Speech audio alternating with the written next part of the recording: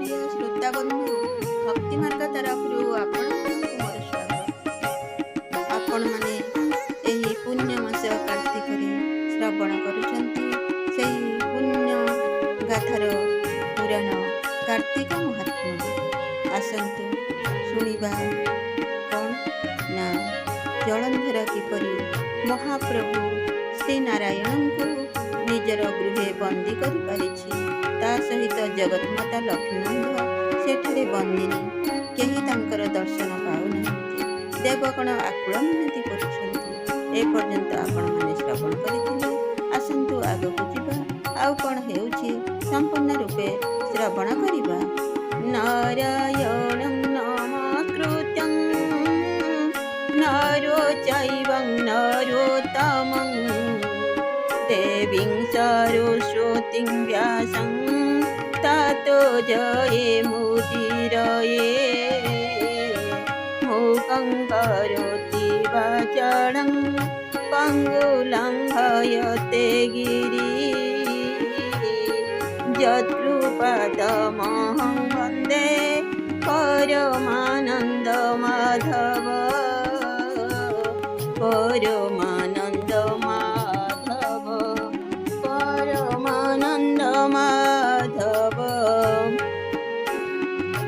दशम अध्याय। सोमासं पूज्य विधिवधिश्च अतिभक्तितः संपहस्य तदवाक्य जदादनुपसत्तमः नारद मुनि अनुरागे कहन्ति पृथुराजागे सुण राजन ग्रंथ सार विष्णु को पाई जलंधर लक्ष्मी सहित तार पुरे रहिले बांधव भावरे तेणु असुर महासुखी जगत सिरे पोरे रखी देखे खदंती भृत्यपणे देवे खटंती भृत्य मते दिन बंचंती दुख चिते ए अंते गला केते काल दिनेक स्वर्गे सुरआळ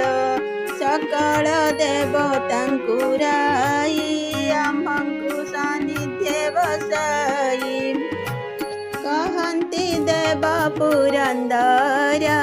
हे मुनि सुना दुख मोर आम्भर प्रभु नारायण तांक विभूति देवगण से प्रभु आम्भ दुख देखी स्वदेह वैकुंठ उपेक्षी लक्ष्मी को घेनी लक्ष्मी साई रहिले दैत्य पुरे जाई से महादैत्य जलंधर जगत नाथ तार पुर लक्ष्मी सहित रखी पुरे सर्व संपद भोग करे से सर्व आत्मा वसुदेव आम्भंकु होइले अपूर्व तांका चरण सेवा बिनु किस कारण आम्भतनु धिक आम्भर जस सिरी हरि भक्ति दूर करी कि प्रयोजन स्वर्ग स्थाने किंपन गलु घर बने तुम्हे तो जान महामुनि जेवण जन देह घेनी विष्णु भक्ति बिनु बंचे कोटि कुबेर धन संचे भुंजई कोटि लक्ष्मी श्री से स्वर्ग नरक भोग करी आम्भ विक्रम से हिमती असुर घरे लक्ष्मीपति बंदी होइले आम्भ पाई आम्भर आउ सुख नाही जे जलंधर सिंधु सुत आम्भंकु कलाहीन कृत्य प्रभुंकु नेई बंदी कला କର୍ମ କାଳେ ନଥିଲା ପୂର୍ବେ ହିରଣ୍ୟାକ୍ଷ ତନୁ ଦାନବ ଯକ୍ଷ ଭକ୍ଷ ମଧୁ କୈତଭ ମହାବୀର ଶୂନ୍ୟ ନିଶୂନ୍ୟ ଶଙ୍ଖାସୁର ମାଳି ସୁମାଳି ମାଲ୍ୟବନ୍ତ ଏହୁତ କେଶବଜ୍ରଦନ୍ତ ବୈଲୋଚନ ବଳିବୀର କାଳକନ୍ଧକାସୁର ତ୍ରିପୁର ନାରଦ ସହିତେ ହେମନ୍ତ ଦୁଷ୍ଟ ଥିଲେ ଯେତେ ସୂଚି ନମୁଚି ଜମ୍ବୁ ଦୈତ୍ୟ କେହି ନ କଲେ ଏଡ଼େ କୃତ୍ୟ ଦେବଙ୍କୁ ଦୁଃଖ ଦେଉଥିଲେ ବିଷ୍ଣୁ ମାୟାରେ ନାଶ ଗଲେ ଏ ଦୈତ୍ୟ ନାମ ଜଳନ୍ଧର ବଳେ ଜିଣିଲା ତିନିପୁର ଯେ ପ୍ରଭୁ ଦୁଷ୍ଟ ପ୍ରଦର୍ହରେ ତାଙ୍କୁ ରଖିଲା ନେଇ ଘରେ ଆଉ ତୁମ୍ଭଙ୍କୁ କିସ ଗତି ଏକା ଅଛନ୍ତି ଉମାପତି ତାଙ୍କୁ କଲେ ଆରାଧନ ଦାନବ କରିବେ ଦଳନ একথা হুই যে মন্তে ভূমুনি ভিয়া তুরিতে হেমন্ত কহি সুনা শির নমিলাম্ভর পয়র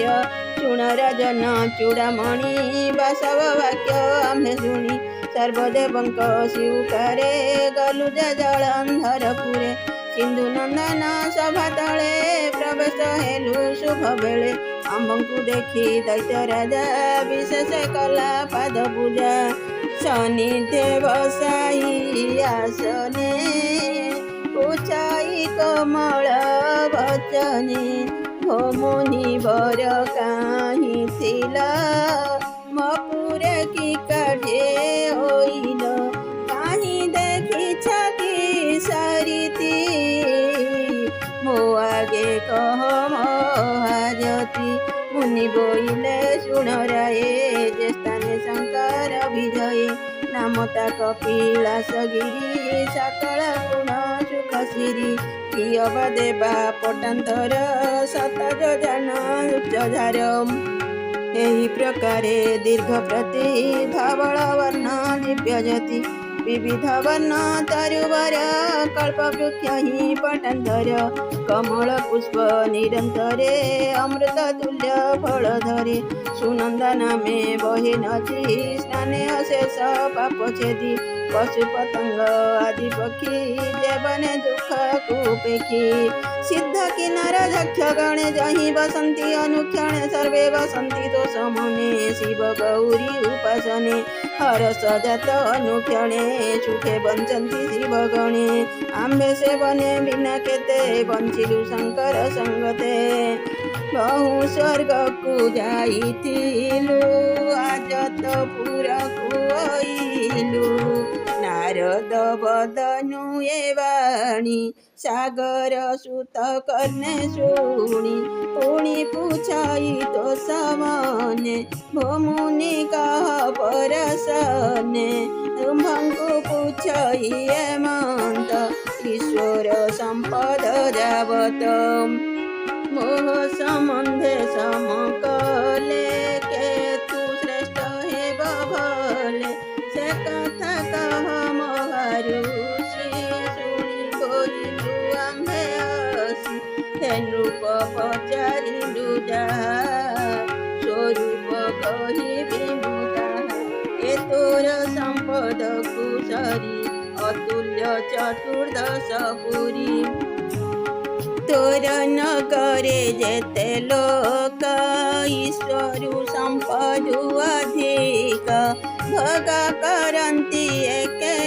एके कियबा कहिबा अधिके जाबत रत्न एते अछि एकथा भी लेखि अछि युवती रत्न जहा बोली ताहा तो पुरे न देखिली जेउ युवती शिवपुरे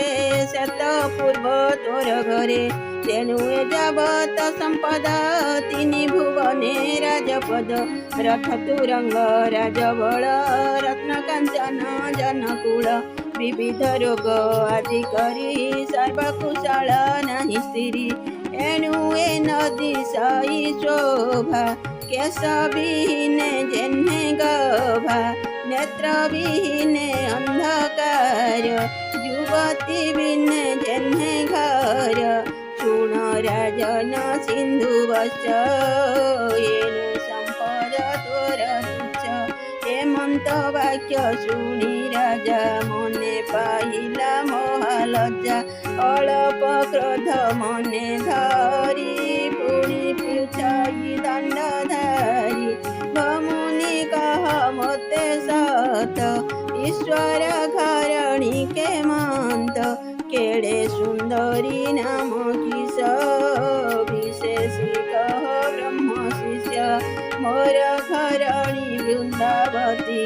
एथु जे केड़े रूपवती आबर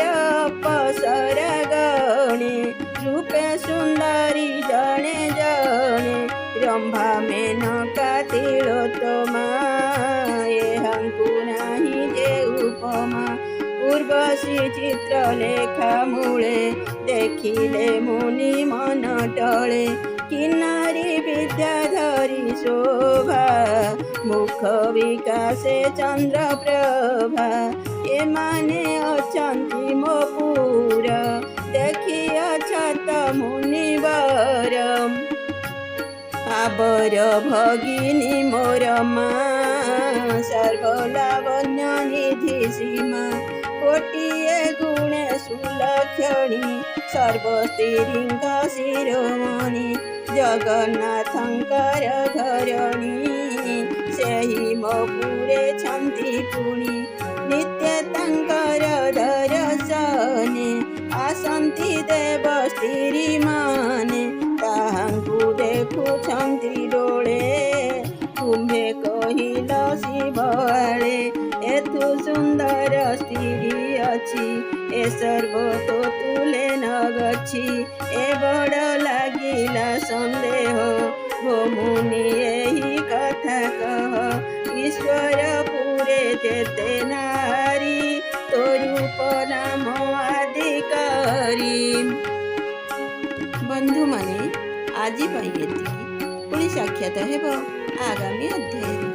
भीम शापिरणु भंग मुनिरपि मति भ्रम जदि शुद्धम शुद्ध वा मम दोष न विद्यते मम दोष न विद्यते मम दोष न विद्यते।